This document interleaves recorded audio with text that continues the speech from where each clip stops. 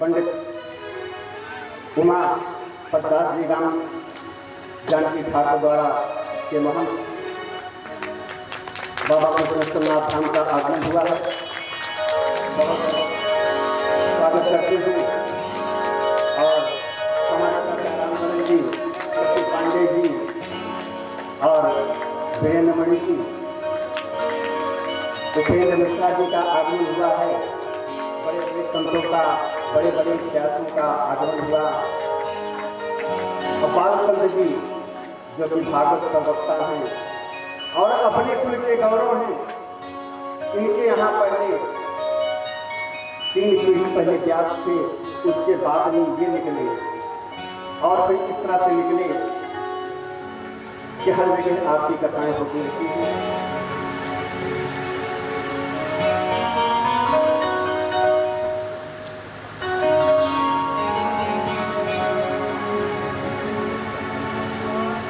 अब बाबा कृष्णनाथ धाम के गौरव हैं, ऐसे संत महात्मा हमारे यहाँ हैं कि जिनकी पूजा जो है हर दिन बड़े ही सौभाग्यशाली हैं। और संतों का आगमन अगर कथा में हो जाए, व्यासों का आगमन हो जाए तो कथा और भी सिद्ध हो जाती है। आइए कथा की ओर चलते हैं।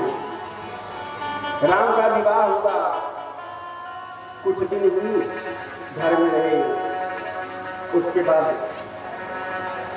वनवास हुआ, सीता हरण हुआ, रावण मरण हुआ और उसके बाद राज्याभिषेक हुआ।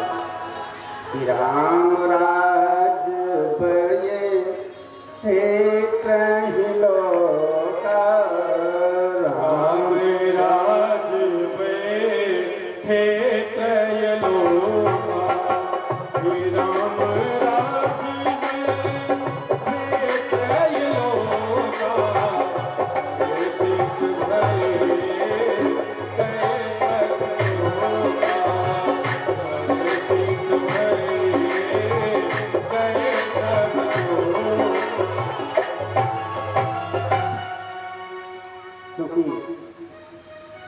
राम कथा संक्षिप्त है, अगर इसी पर प्रकाश डालते रहेंगे तो इसी पर रह जाएंगे।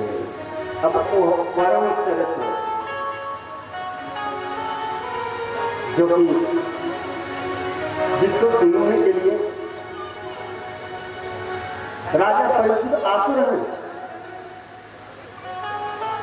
सुखदेव स्वामी इस मंगलमय कथा को श्रवण करा रहे हैं और कह रहे हैं राजा परीक्षित को कि आज 4 दिवस हो गया,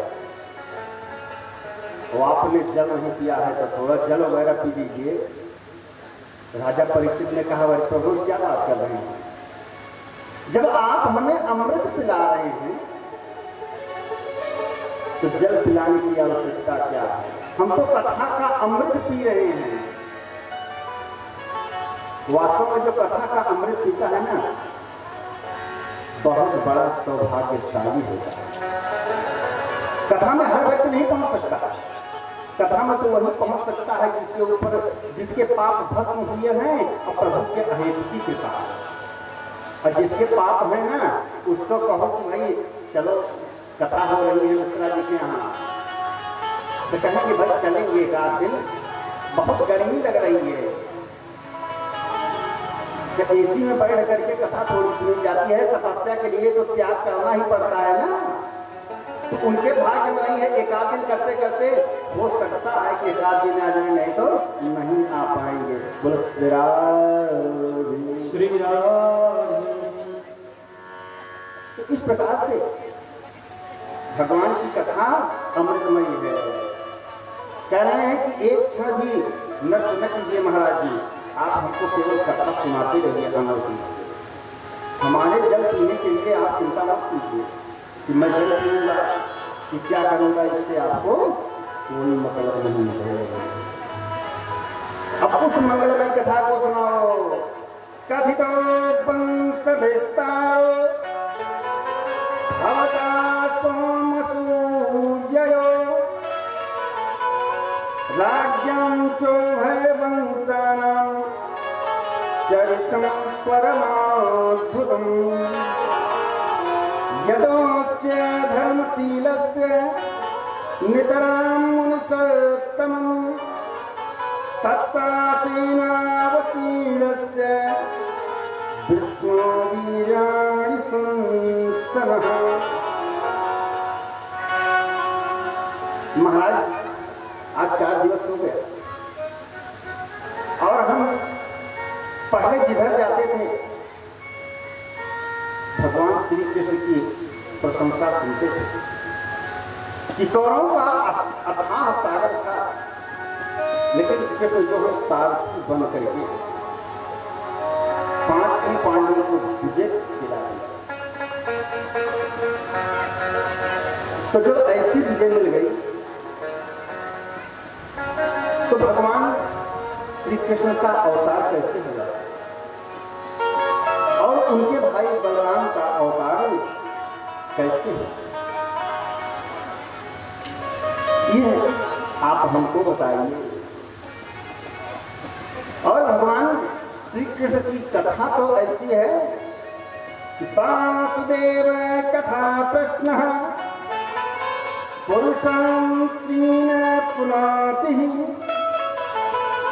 भक्तारं शिक्षकं तत्पादसलिलं तथा। ये वासुदेव की ऐसी कथा है कि किसका कल्याण करती है। पहला कल्याण उस परम वक्ता वक्तारम, दूसरा कल्याण श्रोता, तीसरा काम प्रेक्षकम जो भगवान की कथा के बारे में प्रश्न है।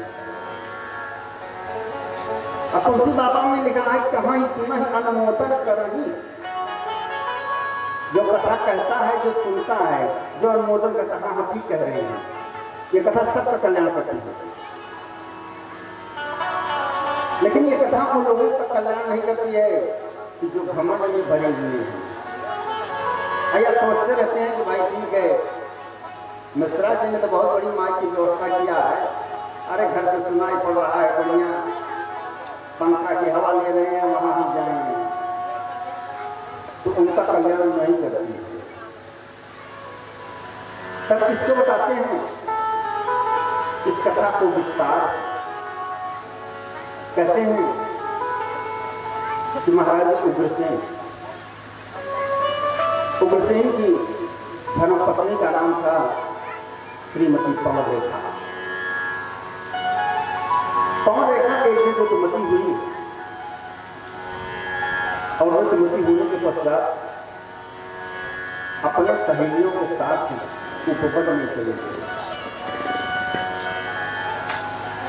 उपवन में चली गई, अचानक एक द्रुमलिक नाम का राक्षस आ गया। अब वो द्रुमलिक नाम का राक्षस जो आया तो महाराज उग्रसेन का रूप धारण किया और महाराज उग्रसेन का रूप धारण करके उनका शील भंग कर दिया। शील भंग होने के बाद अपने असली रूप में आया, और जब असली रूप में आया तो पवन रेखा श्राप देना चाहती है। इतने में आकाशवाणी हुई, पवन रेखा श्राप मत दो, ये जो हुआ है ना तो भगवत इच्छा से हुआ, और इससे जो पुत्र होगा ना बहुत प्रतापी पुत्र होगा। तब तो पवन रेखा प्रसन्न हो गई, क्योंकि मेरा बेटा जो है प्रतापी होगा। सब माताओं की यही इच्छा होती है कि मेरा बेटा जो है वो प्रतापी हो, धर्मनिष्ठ हो, कर्मनिष्ठ हो, ज्ञानी हो।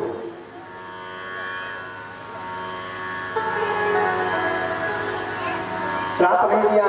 जब पुनः आई, जब सहेलियां मिलती है तो सहेलियों ने जब देखा तो कहा ये आपका श्रृंगार कैसे भंग हो गया, तो सहेलियों से बात छिपा लिया। कहा क्या बताएं, एक बंदर आ गया था, वही जो है हमारे वस्त्र को इधर उधर कर दिया, चले गए और वो गर्भवती हो गई। और उस कंस से पुत्र जो उत्पन्न हुआ उसका नाम हुआ कंस। कंस जो है शुरू से अत्याचारी, पापाचारी, व्यभिचारी सारे लक्षण। कुछ लोग देखिए समाज में जो है जीवन भर गलत कार्य किए हैं, तो एकाध बार ऐसा कोई अनुष्ठान करना चाहते हैं, खूब धन खर्च करना चाहते हैं कि मेरी सामाजिक प्रतिष्ठा बन जाए, लेकिन सामाजिक प्रतिष्ठा बन नहीं पाती। बन उसी की पाती है जिसके ऊपर प्रभु की अहित की कृपा होती है, उसी की सामाजिक प्रतिष्ठा बन पाती है। आज कंस भी वही कर रहा है, वो सोच रहा है कि सामाजिक प्रतिष्ठा कैसे बने। अचानक अपने चाचा देवक की दृष्टि, देवक की पुत्री देवकी के ऊपर दृष्टि पड़े। सोचा कि ऐसा है इसी का विवाह हम कर दें, इतना धूमधाम से कर देना कि हो कि भाई कंस जो है अपने चाचा की बिटिया की शादी इतना धूमधाम से कर। अब देवकी का विवाह जो है महाराज बलदेव से तय कर दिया। खूब दान दहेज दिया, 700 दासियां दिया, हाथी दिए, घोड़े दिए, सब कुछ देने के बाद आज रथ स्वयं हाँ करना है।